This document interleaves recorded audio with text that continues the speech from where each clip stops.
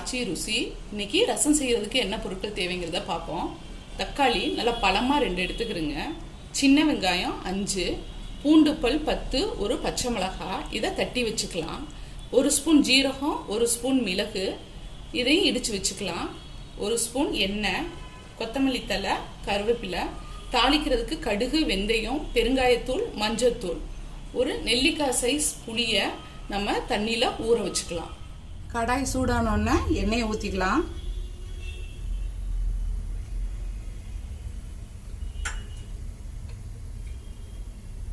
எண்ணெய் ஹீட் ஆனோடனே கடுகு, வெந்தயம் போட்டுக்கலாம். கடுகு வெடிச்சோடனே பெருங்காயத்தூள் போட்டுக்கலாம்.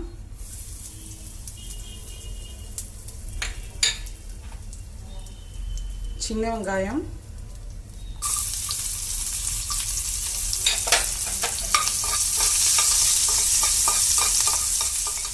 வெங்காயம் வதங்கிருச்சு, தக்காளி போட்டுக்கலாம்.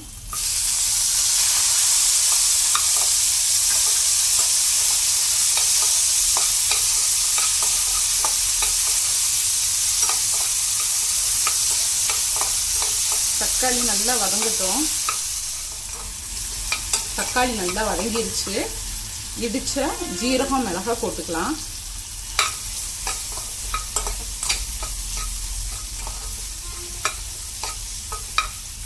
பூண்டு, பச்சை மிளகாய் இடிச்சது போட்டுக்கலாம்.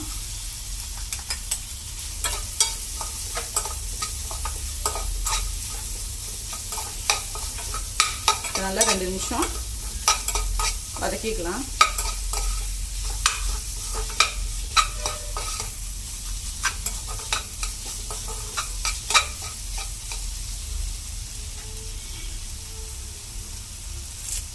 கருவேப்பிலை,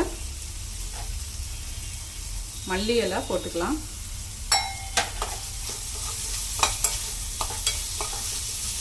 இதெல்லாம் நல்லா சேர்த்து வதங்கினோன்னே புளி தண்ணியை ஊற்றி கொதிக்க வைக்கணும்.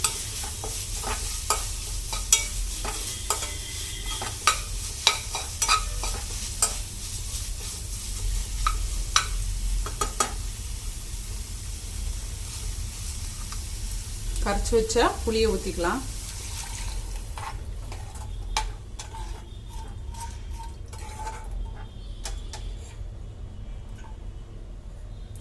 அரை ஸ்பூன் மஞ்சள்தூள் போட்டுக்கலாம்.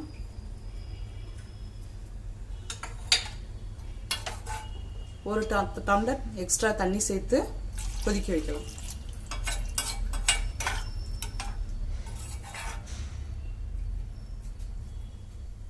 ரசம் நல்லா முறை கட்டி வந்துருச்சு.